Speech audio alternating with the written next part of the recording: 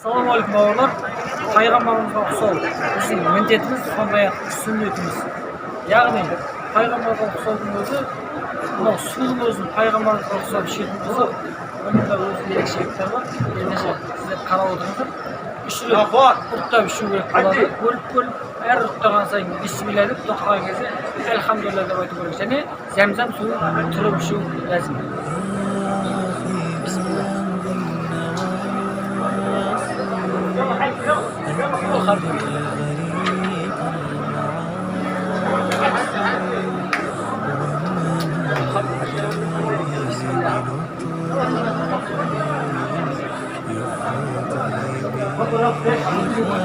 Және осы су сенің қанша уақыт тұрса, сонша уақыт сені күнәдан қорғайды екен. Баршаңызға пайғамбарымыздың нәтижелерімен шипа іздеп. Ассалаумағалейкум.